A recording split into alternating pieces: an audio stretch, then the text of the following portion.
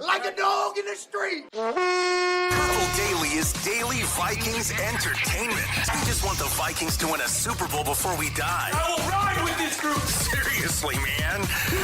Please. And away we go. All right. Well, good morning, everyone, on this Hottest Takes Monday edition of Purple Daily. If 2 hours of therapy yesterday on Vikings Vent Line wasn't enough, we're going to crank the temperature up on our commentary this morning. And Judd, it feels good to be in I'm going to call it the Judd Zulgad honorary. I was going to say memorial, but you're not Memorial, dead. don't kill me yet. The honorary, the old 1500 ESPN side studio here. We did get your Mets pennant back up. Thank you for that. And back here, out of the camera picture, there's an Expos pennant that had hit the ground, and that's back up too. So your pennants are back up on the wall here. And right behind you are some glory days, because I believe it's not one but two Twins pennants signifying postseason success. Yeah, and a Vikings pennant sandwiched in there with very little postseason success. Yeah, that's true. Yeah. Okay, touche. So, all right, let's get into it here in a moment, but a shout-out to Quick Trip. Let's at least start if the Vikings aren't going to start their week the right way, whatever that is, we will at Quick Trip here, boys.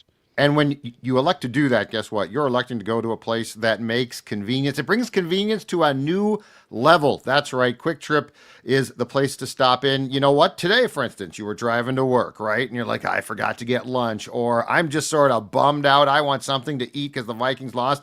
Well, Quick Trip has all of the answers to the test that is what you want to pick up. Of course, you also outside have the quality gasoline guarantee. I said this on Ventline yesterday. You know what Quick Trip does, boys? Quick Trip specializes in all three phases of excellence when it comes to a convenience store. As you saw right there, it is the place to stop. So check it out. You'll be glad that you did. Quick Trips, they're all over the place. Also, these incoming hottest takes every Monday are also presented by Standard Heating and Air Conditioning, Declan. Ooh, winter is around the corner. We got snow in the forecast across the state, starting tomorrow even. So if you were delaying getting your HVAC looked at, let's book that. Let's go ahead and book that. It's all right. I will likely survive, but you don't want to go throughout the winter without getting your HVAC checked out. You don't want to DIY that type of stuff either. So get in contact with Standard Heating. Join their Smart Club too. Discount on repairs, priority booking as well. And they power our hottest takes, which we're going to have a blast with here every Monday on the Purple Daily YouTube channel after Vikings games. So shout out to Standard Heating for powering Purple Daily and our hottest takes. Judd, you want to lead us off? I feel like a Judd stamp on what happened yesterday and what's going on right now feels appropriate. I have one that I don't know if people are fully ready for, but I feel like you should set the tone for us. Okay, and to pull back the curtain too, because we do not share these before we start. I am going more global, so like I am not going to. I feel like we have spent a lot of time and will on the quarterback. You're not going to break down the third and medium failures yesterday? So mine is more of a global take on the 2025 team. So if that is in line with both of you, then I will be happy to start. Yeah. Okay. Let's do it. My hottest take is this. This is the most disappointing Vikings team in 15 years. So 2010 Vikings, 6-10. It was off the charts bad. This is not comparable to that circus. But that team had gone to the conference championship game, lost to the Saints, and then came back, and they were going to run it back. And in 2010, they ran it back all right into the ground. But this is the most disappointing team since then, and let me explain why, okay? Because there's a couple other candidates that are come to mind, and I will tell you why I think this is a bigger disappointment. 2016, the Vikings, Bridgewater quarterbacks them to a playoff game against the Seahawks that we all know they should have won. They didn't win. They come back, but remember, Teddy in training camp tears up his knee. They trade for Bradford. They start 5-0. In fact, I believe that was an Alex Boone team. They finish 8-8. That team, one, lost its quarterback early, and two, or in training camp, and two, hung around the playoff race until week 16. So they were not eliminated until week 16. 8-8, mediocre, but it wasn't an entire train wreck. All right, the next one, 2018, Kirk Cousins' first year. This is the other really good candidate here. But that team went 8-7-1 and actually went into the Bears game at the end of the season with a chance to make the playoffs. They lost that game. It was a major buzzkill, but they were again in the playoff race until the last week of the regular season. This team is 4-7 right now, having added off of what? A 13-win team, having added a free agent class that was massive, having basically said we can thread the needle here of a young quarterback, yes, but we have Justin Jefferson, Jordan Addison, a rebuilt offensive line, an interior defensive line, and right now they sit at 4-7, and it's not Thanksgiving yet. This is the most disappointing team. That 2010 team takes the cake, so I'm not going to say that they're more disappointing than that. This is the most disappointing team, though, since that team. Can I add, too, that I do agree if you're going back in time, when's the last time you had this wide of a gap between expectations and what actually happened, that at least the 2010 team was a fun train wreck. I mean, it was torturous for Vikings fans, but it was Not like if you covered it wasn't.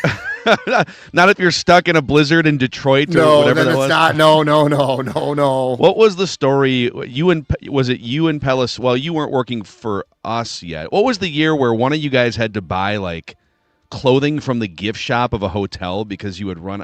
Was that Pelissero?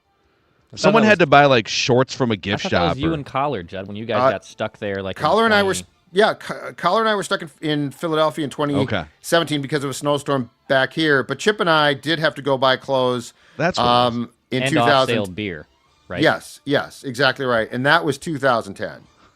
Was That Murph? was the Sunday night game that got moved to Tuesday night. Yeah, and Murph was there too, right? Brian Murphy, I think he was Murph part was of that there as posse. well. Yeah. and Tom was there because that was the first year that Tom traveled. Yeah. So I'm pretty sure Tom had to like buy clothes from a gift shop, but at least okay. You're going to lose a bunch of games, and you're going to be a wild disappointment and a train wreck. At least give me like a roof collapsing and Randy Moss coming back for 3 or 4 weeks and a coach getting fired mid-season. Every week it was like the crisis escalated with some fun thing. Fun like in retrospect. In the moment, I think we were all very irritated by it. Yes, some catastrophic thing for sure. But yes, this is the biggest disappointment I think since then, based on the factors and based on what the record is now, and the fact that like you look at this right now, and if I say, okay, like 2026, how confident are you right now this whole thing turns around? It's very hard to be confident. Oh my gosh, there's so much to unpack over the next 5-6 months now leading up to draft season. But I know that Declan he was kind of 50-50 between two hot takes. I was too until the one that I'm going to give you one out, which I will give you shortly. But my other hot take was kind of in line with yours. It was off the season so far. So I'll give it to you as a bonus, piggybacking off Judd's hottest take, that the Vikings with J.J. McCarthy this season, so these 6 games equal the worst offense in Vikings franchise history if extrapolated over a full season. And I looked at 3 different categories. Offensive yards per game in the 6 games with J.J. McCarthy. Second worst in Vikings history. 247 yards per game on offense. They've had in the past, like the early 2000s, late 90s, close to 400 yards per game. Offensive juggernauts. The only Vikings offense, again, if you're just counting the 6 games with McCarthy as the checkpoint here, the only Vikings offense that was worse on a yards per game basis was the 1971 Vikings when Judd was like 2 years old, when quarterbacks were smoking cigarettes in the locker room at halftime. I ripped him You have to go far that back. I ripped him. I was all over him. I was all over him. In terms of scoring offense, they are at 16.8 points per game in the 6 games with J.J. McCarthy. And that includes some like real advantageous field position gifts. The Lions, they had some real short fields they were scoring touchdowns on. That is the 4th worst mark in Vikings history, just after the 67, 77, and 79 Minnesota Vikings. And then third down, the Vikings are atrocious on third down, especially with J.J. McCarthy. 27% third down conversion rate in those 6 games. That is the worst mark in Vikings history since the NFL started tracking third down data in the early 1970s. If you zoom out league-wide, over the past 25 years in the NFL, since the year 2000, the Vikings with J.J. McCarthy at 27% on third down is one of the 10 worst third down offenses in the last quarter century in the NFL. And I went even further and was wondering, well, who are the primary starting quarterbacks for those other, like the current 10 worst third down offenses? And it's a hilarious and depressing list. Tim Couch, Matt Castle with the Chiefs in 2009 after they had traded for him and signed him to a contract. Zach Wilson, who McCarthy is getting a lot of comparisons to on football internet. Nick Foles, rookie David Carr, Ryan Fitzpatrick with the Buffalo Bills, John Skelton, Chad Hutchinson again with a different team, and rookie Alex Smith, who had one of the worst first 10 to 15 games. That's actually the hope here, is like, oh, Alex Smith was historically bad for his first 10 or 15 games and then became a good, solid 15-year NFL veteran quarterback. Yeah. I mean, that's just a fact, though. Like these stats are just a. That's the thing. I was like, well, I could give this as a hot take. That's not even an opinion. It's just like fact, 100%. It's depressing. I mean, there's no way around it. Like, it's not. These don't feel like growing pains offensively. These feel like, no, you just suck. Yeah. Yeah. It is. I don't know what else to say. Okay. Let me unleash one here. All right, I mentioned to you yesterday on Ventline that I think there's a good chance KOC gets wandering quarterback eyes this offseason. I'm going to take it a step further and solidify what I was hinting at yesterday. My hottest take on this Monday is, and I am not saying that this would solve the Vikings' problems or that this would be the prudent best thing to do. I'm saying what will happen in 2026, it's a hot take and a prediction, maybe a spoiler. Aaron Rodgers will be the Minnesota Vikings starting quarterback in 2026. I'm here to brace you. It almost happened in 2025, but the Vikings weren't ready yet as an organization. All right, hey, let's put McCarthy out there. And there's a lot to unpack about how and why was there this big of a misevaluation of where he was and how ready he was to lead a team that hoped to contend. And that's an autopsy we can keep doing as the days and weeks go by. But I want to break this down for you. Kevin O'Connell has an ego, a very healthy ego, and it has sort of spilled out over the weeks this season, probably more than ever. And he knows this isn't how his offense is supposed to look. His offense, as coordinated by him with Sean McVay back in 2021, saw Matthew Stafford put up career numbers and a Super Bowl championship. That's his offense. 11 personnel, pass heavy, putting a ton on the quarterback's plate. That's what it looks like. It's a championship offense. Then he takes the Vikings job, and he sees Kirk Cousins throwing for 4,500 yards and 13 wins, 8 fourth-quarter comebacks. Big road wins, right? Greatest comeback in football history. Sam Darnold comes in, a broken quarterback, a guy that was maybe one step away from being a career backup or, God forbid, maybe out of the league, right? And he throws 35 touchdown passes in this system, my system, Kevin O'Connell, and they win 14 games. And he's watching this play out in front of him, all the things we just went through. It is not hyperbole what Greg Olson and Joe Davis were saying on that broadcast yesterday. This is historically inept offense, passing offense, specific because the Vikings are pretty good at running the football. Historically inept passing offense. So if you're Kevin O'Connell and the temperature is being cranked up, and people are kind of questioning you now and your acumen and your ability to teach and develop and work with a young quarterback, and we're 2 years into this now with J.J. McCarthy, even though he missed almost a full year of practice. And last summer, Kevin O'Connell has one of the greatest quarterbacks of all time, Aaron Rodgers, asking him if he can be the quarterback of the Minnesota Vikings. Do you think Kevin O'Connell is going to want to go through another offseason, another season in 2026, maybe putting his job on the line if there's an easy button free agent over here that already essentially Rodgers would never admit this, but kind of begged to play for you for like $5 million and you shot him down? It's also an organization and an ownership group that hates being irrelevant. Does this ownership group want to risk being irrelevant in 2026 and doing this song and dance with maybe it's McCarthy and like a veteran backup Do they want to sign up for that in 2026, knowing what this offense has looked like with a better, more veteran quarterback? All of these factors added up. And I guarantee you, if you went to Kevin O'Connell, right, if the season was over right now, and this is the body of work you have to judge with McCarthy, and you said, hey, dude, option one is run it back with McCarthy and let him get 15, 20 starts under his belt. Or option two is you can explore alternatives. I guarantee you he would pick Kevin O'Connell, explore alternatives right now. And those alternatives are you could draft another quarterback. You want to do it again? Draft another quarterback? No chance. Not in a weak quarterback class. I think he's going to want a pivot from the young quarterback thing, right? I want someone that can speak the language of high-level NFL passing offense.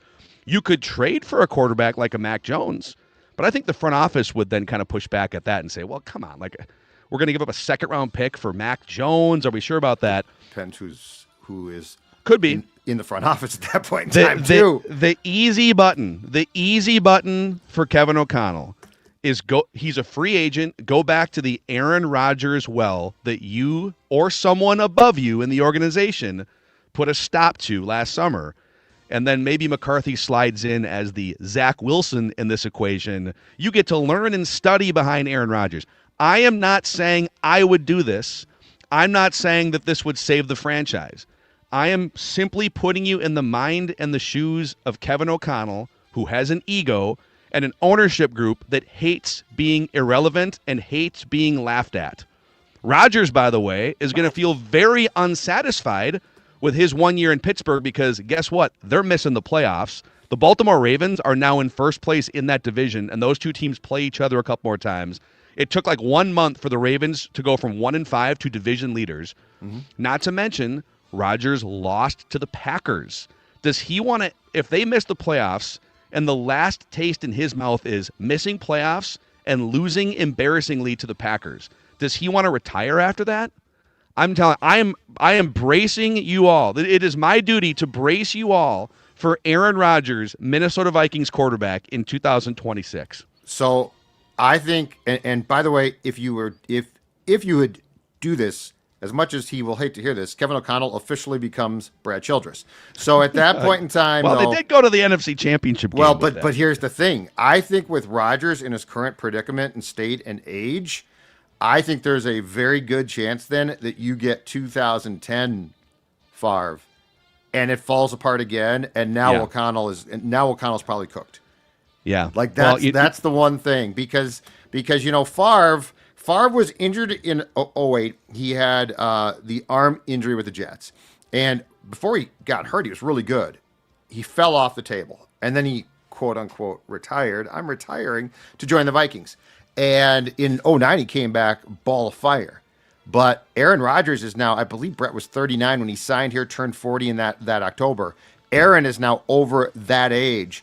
And I could see O'Connell being like, okay, guy can run my system. And mentally he can, but physically he's shot. So just be aware, Vikings, that if you do this, you might be biting off 2010, even though you want 2009. But I think the Wilfs, to your point, Phil, I think the Wilfs are going to force some type of change if this continues in any way, unless we see substantial improvement. I said the same thing last week, and it actually got worse against the Packers. Yeah. You know what's funny about the ages are a little bit different, but you know that it's been in the back of Rodgers' mind too, that he clearly has this weird thing with trying to match or one-up Favre every step of the way, even like with the Vikings flirtations. Yep. The Vikings, here's another weird parallel. The Vikings flirtations with Favre started a year before it actually happened. Mm-hmm. He had to find a way to the Jets. There was tampering questions, and so the flirtation started a year before. And the Vikings at the time kept that a little further under the radar than the Rodgers flirtations, because Rodgers was a free agent. Right. Favre was not a free agent at the time. But if you look at each of them, their last year with the AFC team that they were coming from, Brett Favre in 2008 had a 43.4 QBR and looked kind of cooked. Aaron Rodgers with Pittsburgh has a 43.9 QBR and looks a little cooked. Kind of the same thing. And again, I'm not saying, I think you're probably right. If they did this, it would probably be more like a 2010 Vikings and Favre situation. and they'd be hoping for a 2009. But when does Kevin O'Connell do the way? If this doesn't turn around, this is, as I said yesterday on Ventline, you got to be patient. These development situations with quarterbacks are marathons. But as I said on Ventline, there's a sweeper at the back of the marathon. You don't get 15 hours to finish the marathon. It's been 2 years. There's been some injuries. You can't look like that as an NFL quarterback. There is a floor you have to meet. And if he doesn't start bumping up significantly from that floor, the organization is going to decide to end the experiment after year 2 and about 12 starts. And then you start to play out what are the alternatives. And that's how you get to Aaron Rodgers. I'm just bracing everyone. I know you hate this. You're annoyed by this. I'm giving you the medicine and the broccoli that you need to be on the lookout for here going into a speculative offseason. Fair enough. Okay. Dex? Yeah, I'll fire this one off here. So if the Vikings lose on Sunday to the Seahawks, someone must be fired or someone is losing their job. And I'm quantifying this too as players on the field. I can obviously quantify this externally off the field for a significant amount of people. Immediately, Dex? Yes. So like Monday morning, bang, yes. bada boom. Gone. Okay. No moral victory either. If you lose this game to Seattle, someone needs to be fired. Now, look, you're like already 8. I think I saw the line already. They're 8.5-point dogs on the road in Seattle. They're favored to lose this game by a touchdown plus. So I get that you're probably saying, well, they don't already have a chance. What do you mean if they're going to lose? They're expected to lose. You're going into your ex-girlfriend's house for dinner, all right? And you have to prove that she wasn't crazy. And whether you were right or wrong to move on from maybe the potential crazy ex-girlfriend, I'm going to call that Sam Darnold, I guess, compound that with where the Vikings are at, and it's safe to say you need to make a statement in Seattle. You need to make some type of statement, and that statement is a win. I'm not interested in moral victory statement. I'm not interested in a close shave where the Vikings cover the spread and things, look maybe a little bit better, but you still take a loss. You need to prove that you were right. Someone needs to prove that you were right to move on from Sam Darnold. And if you continue to play like you had the last month, and it's just an ass-kicking, and it's like yesterday where McCarthy has 53 net passing yards, even if the defense is playing against their former quarterback who they know tendencies about, I don't care if it's a special teams coordinator, which Matt Daniels' job is significantly should be on the line. If that's J.J. McCarthy being benched, if that's someone in the front office, if that's play calling duties, some type of significant change somewhere there too, you can't leave Seattle without someone paying the ineptitude of this season if you indeed lose. So if the Vikings lose on Sunday, someone's going to be fired or someone is losing their job. That is my hottest take. Judd? Wow. The spice level is significant, and because after the season is an obvious discussion, but the Monday after they inevitably lose to Sam Darnold throwing for 315 and 3 touchdowns. The natural thing would be if they had a play caller that wasn't the head coach, that person would be removed from the job, but that's not the case, and O'Connell's not going to fire himself. I mean, I guess Matt Daniels, if you have another special team screw up, they've had 3 consecutive special teams gaffes, and I know their PFF special teams grade is higher or something like that, but there's been enough mistakes there made. But I mean, does putting Matt Daniels, does putting out a press release saying that you fired him, does that oh my God, they're serious now? I like the spice of it. I don't know because Kwesi's not getting fired on the Monday after a Seattle loss. That would come in March or that would come in January. You think so?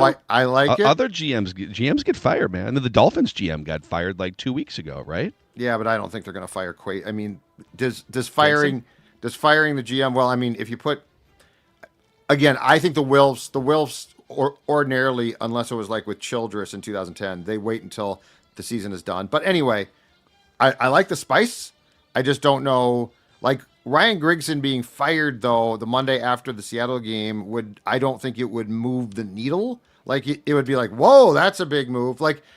I found it really interesting in the post-game press conference yesterday. if you guys watch this, especially with O'Connell's press conference, and then if you read the quotes from Josh Metellus, did you guys the level of there's nothing to see here, or trying to like the JJ McCarthy thing's a train wreck, it's a car crash, and they're saying, but look over here at the other problems. It's like, okay, there's a small brush fire there. You've got a complete colossal train wreck here. I mean, I think Josh Metellus said 9 is playing great, and He did, and KO tried to blame everything, every question he was basically. KO was like Jordan Addison missed a blocking assignment on a run play, and that's a thing that happened. And Price, and the Miles Price thing was big. That's worth talking about. But it almost felt like they were doing everything that they could. In fact, Seifert asked O'Connell flat out. He said, with all due respect, I know that this is about your team, but can you win with quarterback play like this? And O'Connell shot back with, I think we can. We need to eliminate all other mistakes. Yeah, but I get what Metellus and KO are doing publicly. Yeah. If either one of them were to say, if a teammate in the locker room were to come out frontally, especially on defense, by the way, because now not only are you diminishing the already shattered confidence of a 22-year-old quarterback, you're pointing fingers at the offense, and now it's chaos. Those guys are trying to pump up the 22-year-old quarterback publicly. That's what they're trying to do, right? KO has to say, I do think we can win. Let's continue to stack bricks, et cetera, et cetera. But I'll go back to my marathon analogy. Do you think he can finish the marathon? I do. I do think he can finish them. He just needs a little more hydration. Just got to get the cramps out. He's got some bunions. And takes him home. While the sweeper is sitting right behind him. Yeah. I just think it's interesting that as an organization right now, at least the front-facing part, they're doing their best to say, nothing to see here. It's not nearly as bad as what you thought you saw. So between do I think KO would fire an assistant coach in season? No, it doesn't come off like that. I literally think right now, unless he gets hurt, I think they're just going to tell McCarthy, you're going to continue to start. And then at the end of the season, that's when the wrath of God comes down. Yeah. If it doesn't improve. I don't think firing Grigson is let's use Grigson just for an example in this. That doesn't answer the questions and the bigger problems that the Vikings are facing right now. I just don't think you can lose 5 straight games and compound it with everything of how the Vikings looked without doing someone has to take, in the immediate, someone will have to take a blame. Whether that's Grigson, Matt Daniels, some type of philosophy change. Again, I don't think that is the most significant one would be obviously firing KOC, that ain't happening, or firing Kwesi, I don't think happening. And the other one would more likely is you bench JJ McCarthy, which again, I'm with Judd. I think they give him the rest of the runway. But I do think someone pays the price if you lose 5 straight and in Seattle to Sam Darnold. Do you think they would get to a point where, let's say it's another repeat on Sunday, McCarthy looks equally bad, maybe a little better, but just he throws for 100 yards and multiple interceptions again at Seattle. You get boat race 31-10, and Sam Darnold, to embarrass the franchise, lights it up. And the big talking point on the Monday shows all across the country is it was right in front of you this time. This wasn't like Sam lighting it up on the West Coast against Arizona. He lit you up, the team that didn't want to give him that contract. That's what, to me, that's where owners feel embarrassed. Owners that have had 20 years of competitive teams on the field for the most part, right, would be embarrassed. But do you think then that whether it's an ownership decision or even Kevin O'Connell decides himself, that they would decide we'd rather get a look in the remaining handful of games at Max Brosmer, the undrafted kid who's been impressing behind the scenes? Do you think it could get that bad after? I think JJ is starting against Seattle.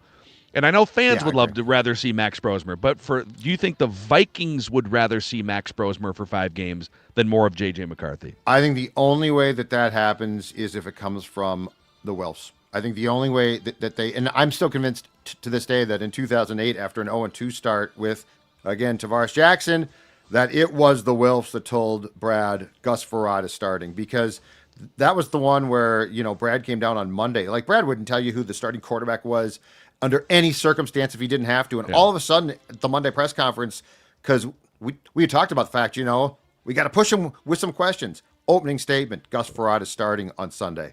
So I think the only way that McCarthy gets benched is if the Wilfs say, we cannot watch this anymore, and we will not watch this anymore, and you work for us. make the change. So, but I don't see Kevin O'Connell doing it because there's nothing O'Connell has done so far that I've seen that would lead me to believe, like the Bears game. As bad as Sunday was, the Bears game was not as bad, but still, in those two games, any coach with a conscience benches the poor guy. Like, it's just like, we can't have you doing this. This is bad. This is bad for you.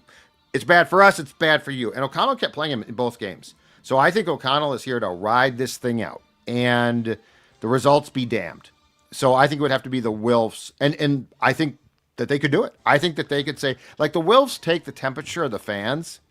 Like, the Wilfs watch a lot, consume a lot of Vikings content. And the Wilfs are very in tune with, like, what's being said and with boos of the fans. So I would not put it past the point of reason, Phil, that there could be an edict from upstairs that we can no longer watch.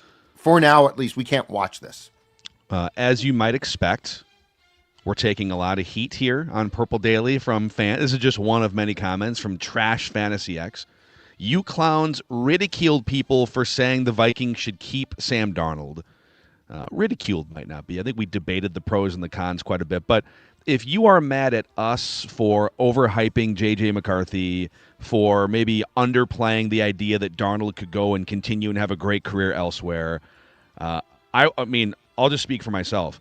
I was wrong about a lot of things up to this point, and it's up to J.J. McCarthy to snap into it and start to play well. If he doesn't, it'll be about the most wrong myself and a lot of us have been about a quarterback situation ever. And you can definitely listen. We don't pretend to bat 1,000 on the show. We have opinions. We're not going to be right about everything. There's still things to be played out here. But my point here is, however mad you are at your favorite or second favorite or third favorite Vikings podcast, keep in mind the people that do this for a living in player evaluation, going back to the draft and then a big fork in the road decision a couple different off seasons in a row, decided to risk their careers and reputations on these moves. And part of, like, for me, when Kevin O'Connell built up a ton of credibility going into this decision. Well, if it's the Minnesota Twins, I'm going to be skeptical first guess. What are you doing there? You've screwed up a lot of things. I'm going to poke at this, right? If the Vikings decide we don't even really need a reliable backup, we feel that good about J.J. McCarthy in March and April, and you watch training camp practices, and it's kind of 50-50. You're going against a Brian Flores defense, but there's also a lot of really good wow stuff, on top of the fact that behind the scenes, Kevin O'Connell and this organization felt good enough about the year and a half of behind the scenes, the practice work, the footwork, the mechanics, everything, to give him this franchise's keys with no safety net.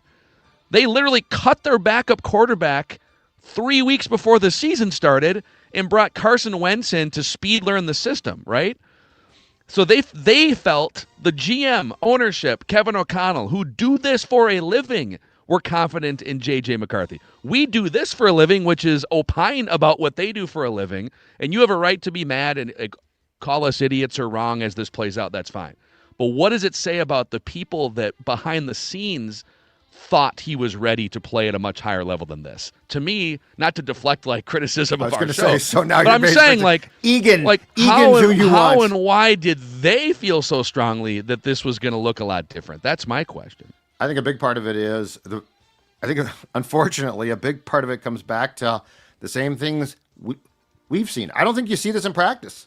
Like, I think you see some rough stuff, but I mean, this is a colossal failure in game. Like, he's doing things in games that we did not see in training camp, and he could not play for a year. They get him on the field, and now in retrospect, Harbaugh was hiding flaws. He very obviously was.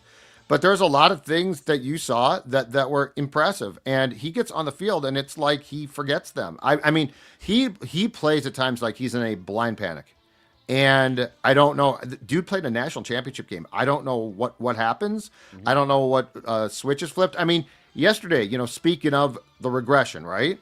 As of late, through the Bears game, he had actually cleaned up the sack problem a bit. He was getting, not well, but he was getting rid of the ball more. It's like, okay, baby steps, if nothing else, right? Go back and watch the second half, especially 4 of the 5 sacks. He's standing there with the ball like, I don't know what to do with it. And I mean, the guy wears a red jersey in training camp, so he can't be hit. He had some pressure. He made some throws. But I mean, I think they've been fooled by the fact that they put the game film on. It doesn't resemble anything else they're watching. Yeah. One last thing. This is kind of off Declan's hot take about if they lose to Seattle in this fashion, who gets J Vikings 74 says, Phil, you are the Wilfs. Make one change today. What would that be? Let's say this is, all right, they lose, and now Declan's hot take is in our laps. What do you do on Monday next week? Who gets held accountable per Declan's hot take in season? Dex, it's your hot take. Who you firing? I would strip KOC of play calling duties. That's what I would do. I would try something. I'd get Josh McCown in there. I'd fire Wes Phillips, and I would make Josh McCown my offensive coordinator, and I'd make him call plays. I think we're finding out that maybe, first of all, no one should be untouchable. We in terms of criticism here, we don't know exactly what the inner workings are of what percentage of each coach's time is. Like if you had a J.J. McCarthy pie chart of which coach spends the most time with you, I think Josh McCown might have the biggest slice of that. To me, the shine has worn off some of these people. Kevin O'Connell, in terms of developing and selecting and evaluating a young quarterback, maybe he's a veteran quarterback whisperer, and that's it. Josh McCown, head coaching steam that we've talked about, offensive coordinator steam, like you can't. You mean you're overseeing a mess right now?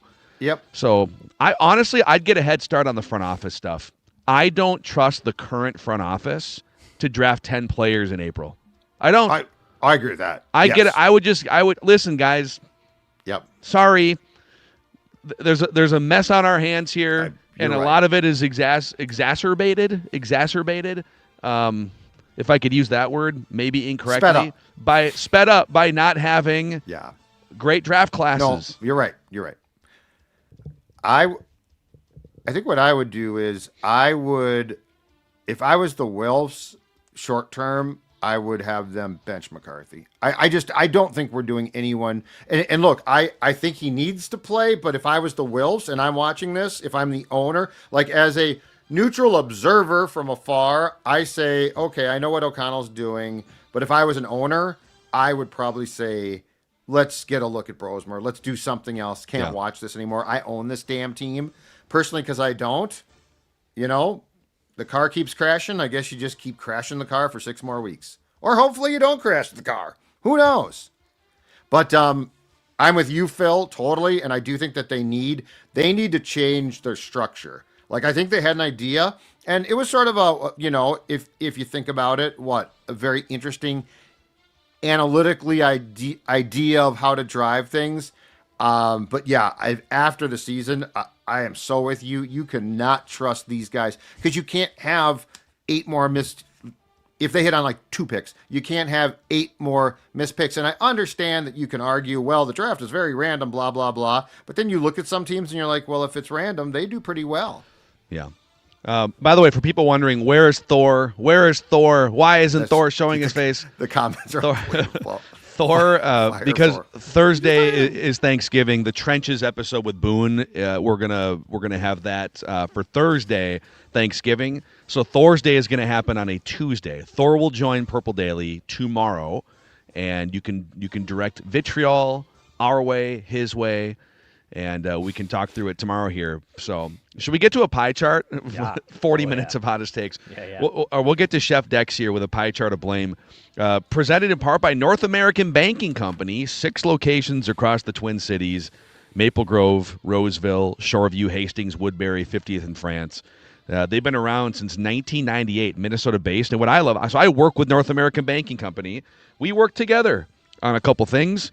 And I can tell you right off the bat, compared to some of the bigger banks that I have used in the past, friendly, knowledgeable people, actual humans that you can have a discussion about, whether it's checking or savings, whether it's a business account, maybe you're looking to buy a home, whatever it is, North American Banking Company can give you a better banking experience. Go to nabankco.com/Mackey to learn more. Member FDIC, equal housing lender.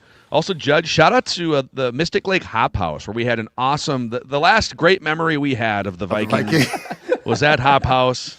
Yes. J.J. McCarthy playing so well, and the fans there doing a skull chants. It was great. Hop House as you can see here, it has delicious drinks, food, all of that. But let me, as a sports fan, let me give you a scenario yesterday at why Hop House would have been the perfect place to watch games. Here's why. So you go there, and the Vikings are on the biggest screen. I get that, right? But as that game starts to disintegrate, and the second half is one of the worst probably in the history of the entire league, guess what else? With all of those TVs, you got every other game on. It's a sports fan's dream, and by the way, they know what they're doing. They're putting the right games on, the right TVs. This is not we're a sports bar. This is the Hop House, which is the greatest place to watch sports that these eyes have seen in 56 years. These eyes. These eyes are watching sports. These eyes are watching a bad quarterback, and his QBR is really, really, really, really bad. Wow, good 70s rock there. These eyes are looking at a bottle of Pendleton whiskey. Pendleton whiskey, it's not just poured, it's earned. In Minnesota, as we find out, nothing is given. You earn things in Minnesota, and that's the spirit behind Pendleton whiskey. And boy, are we earning it with the Vikings this season. But Pendleton whiskey is the whiskey you want for your Vikings game days. They're a proud partner of the Minnesota Vikings. So whether you're celebrating a well-earned victory, and it's been a minute, or holding your head high after a hard-fought loss, there's only one whiskey for the moment. That's Pendleton whiskey. Again, it's not just poured, it's earned. 2025 Pendleton Distillers, ProximoSpirits.com. Please drink responsibly. All right, Dex. The Rock knows how you feel about pie. How many slices are we dealing with here? Just 4 slices of pie. 4 slices of pie. Maybe in all my years of doing pie charts of blame and praise, I'd have to go back and watch the tape, but this might have been one of the easiest pie charts I have ever had to put together. Not a lot of complications, not a lot of people that, maybe I could have put this person on. Pretty straightforward pieces of pie. So 4 pieces of pie. 3 pieces of it are the same amount, and they're to 3 different people. So let's just, we'll start at the bottom, I guess, from my notes. 10% Miles Price. Get out of the way. Yeah. Just get out of the way. That completely changed the game. It led to the Packers basically busting open the game, because if you fair catch that ball or you receive that ball and maybe get points in the drive, it's still an obtainable game. And instead, you basically give the Packers a free 7 points. Again, you just not getting out of the way. Is that the reason the Vikings lost? No. It's a huge reason. Yeah. It deserves a slice of pie, and it's just 10% though. 10% to Miles Price. 10% to a dumb football team, huh? Yeah. Well, that dude, you see the potential. You see he's got some, what do you call it? Like, I don't know if burst is the right word, but he's got some escapability. Yep. Except when it comes to dumb turnovers. He can't escape dumb turnovers. You could make a case that he helped single-handedly flip the momentum of 2 Vikings losses in the last 3 weeks. Because the one fumble against the Ravens, I'm trying to remember what the exact score was, but when he fumbled, yeah, it was a big deal. It was in the early part of the second half. Yeah, the Ravens had just taken a 12-10 lead in the third quarter, and he fumbles that kickoff, and they walk into the end zone. They were like in the red zone after they scooped up that fumble. Boom, 19-10.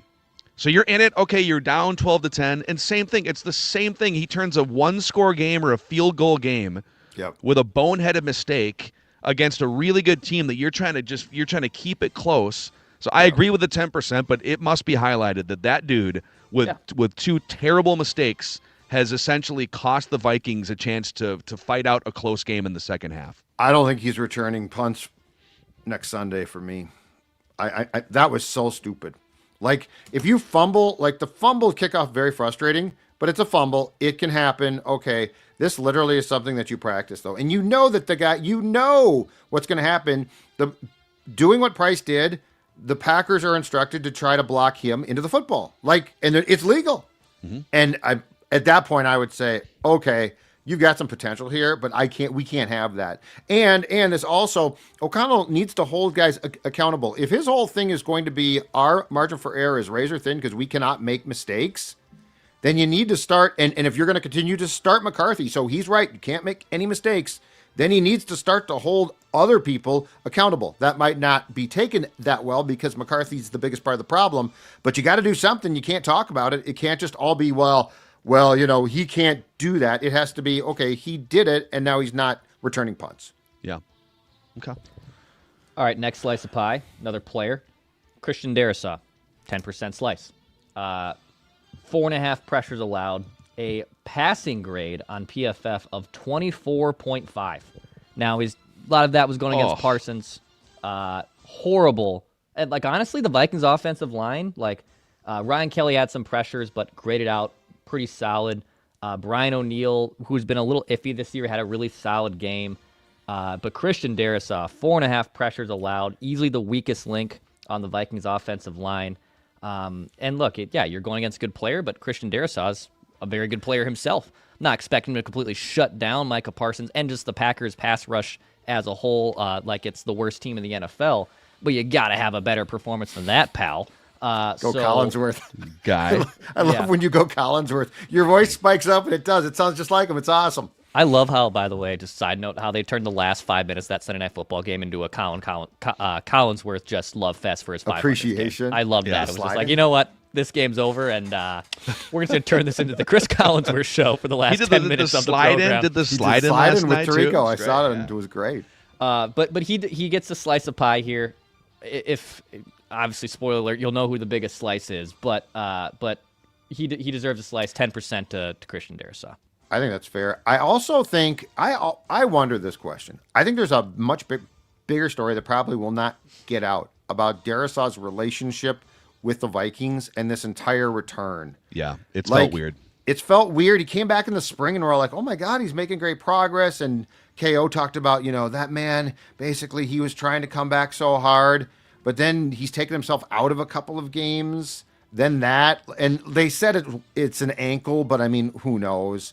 The whole season for him has felt really, really weird. And I don't entirely blame him, but it feels like something is off. And I wonder if there's been some damage done. It feels like it personally to the relationship between the player and the team. Is this the third game now that he has started and then left early? Yeah.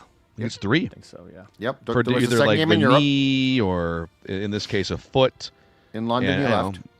I don't know. Maybe the surface level read is the right one here. That he's just gotten a little banged up in 3 games, or maybe the games are out of hand enough. But it does feel weird. When he's commented though, and he doesn't talk a ton this season, but when he's defended himself a lot. Yeah. Like he's the one that came out and said, "Well, I came back like 2 months before I was supposed to." So there seems to be sort of a defiance about, well, they're playing me and I'm playing, but I'll only play to a certain extent. It feels off. Yeah.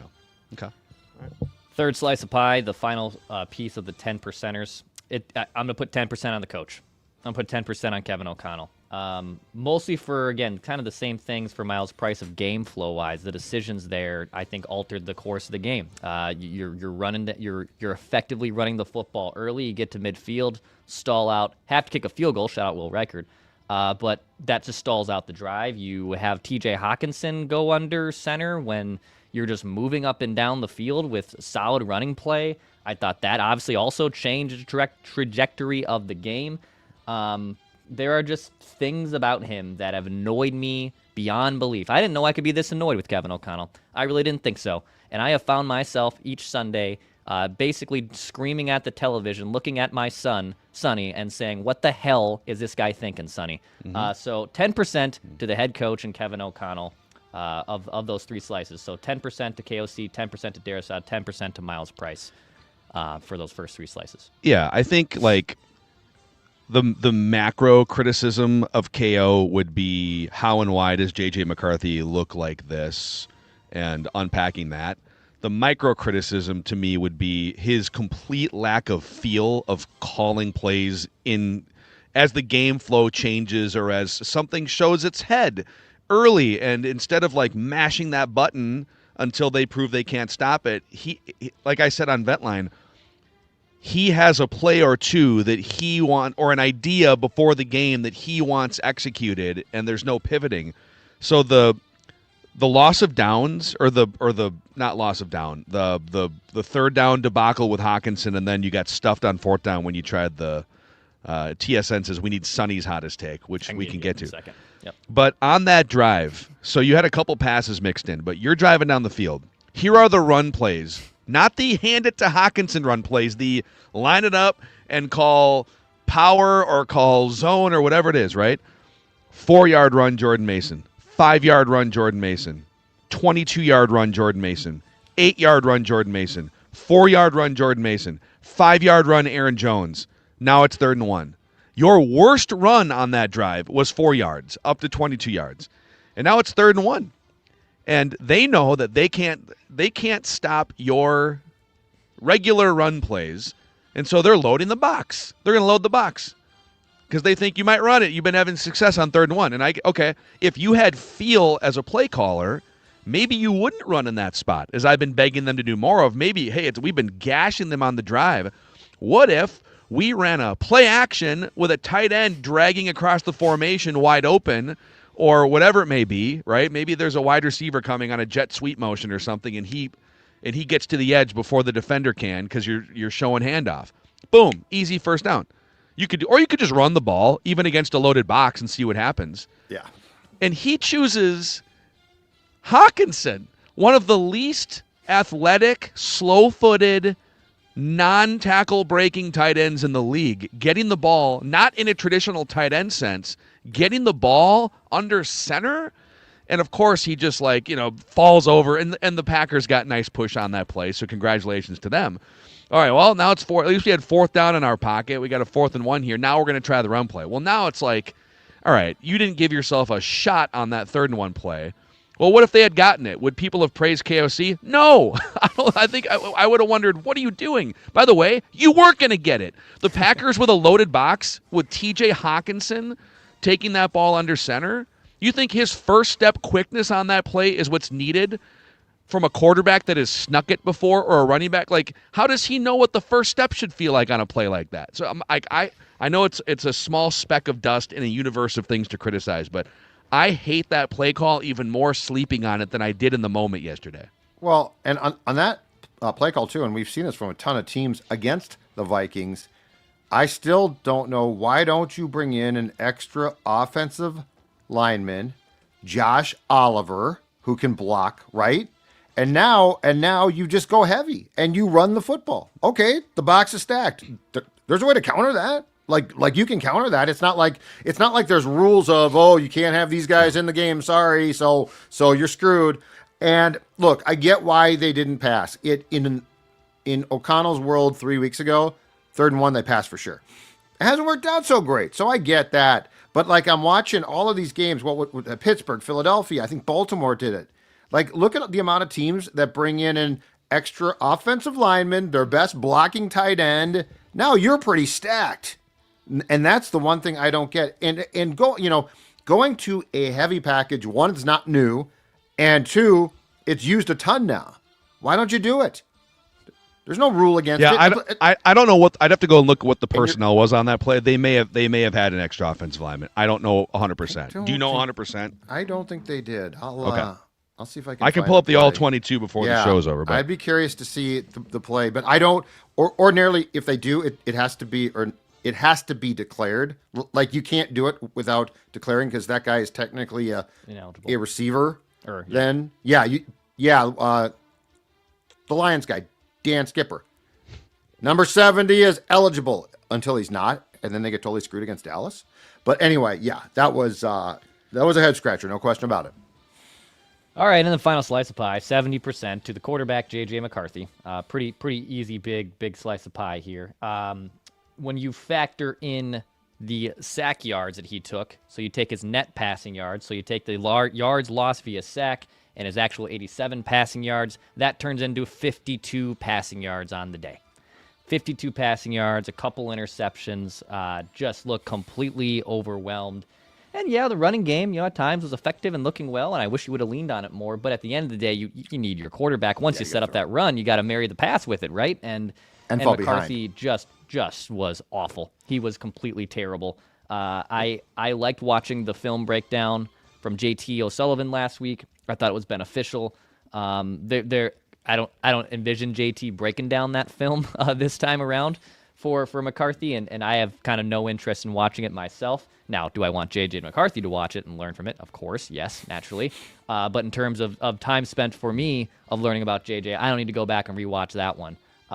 Just a horrible, horrible day. So he gets the biggest chunk of 70%. So 70% to JJ McCarthy, and then 10% slices to Kevin O'Connell, Christian Darrisaw, and Miles Price. There's your pie chart of blame. Yeah. It's efficient. I think it makes sense. There's 70% on the quarterback that is just not ready to operate at a high level in the NFL, and then a bunch of other side talking points feels right to me. Feels right to me, Judd. Yeah, McCarthy. The problem, well, O'Connell's frustration, misguided slightly at times. I will say this. The Miles Price snafu, which gave the Packers 7 points, that made the score nearly insurmountable, and I'm not being funny, 17-6. So now you do have to pass the ball, and you couldn't. Like I get my problem with KO was when he came out relying on the pass. I actually thought the majority of his play calls on Sunday for the quarterback were fine.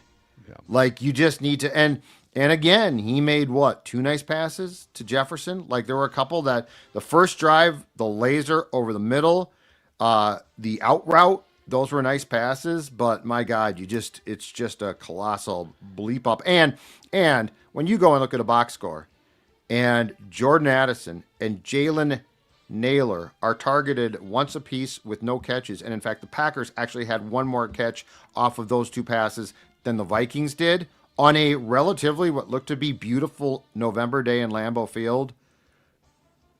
Greg Olsen put it best. At some point, you have to play professional football. Yeah. You just have That's to. right. You can't avoid must-pass situations happen in the NFL.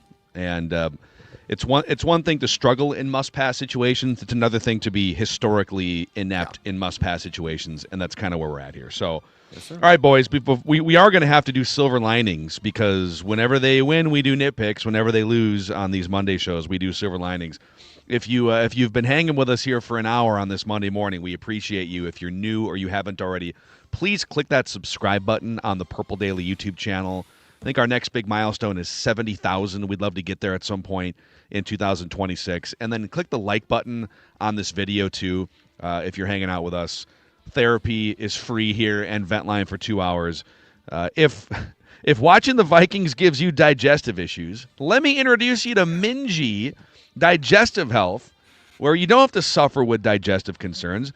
I've had well-documented digestive issues throughout my life, and it can be embarrassing. I've literally had situations in my life where I walk into a room and I have to monitor, all right, where's the closest bathroom in case something bad happens? What's the exit strategy? The famous Chicago bar close story that I've told a couple times. But I have personal experience working with Minji, and they've been very helpful with both my acid reflux and my GERD.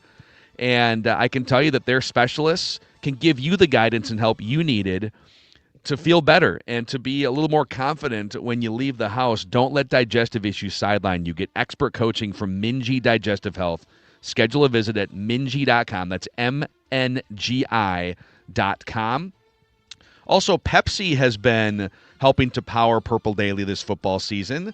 And the wide receiver is not very happy these days, but you can see his smiling face on those Pepsi souvenir cups we've been talking about.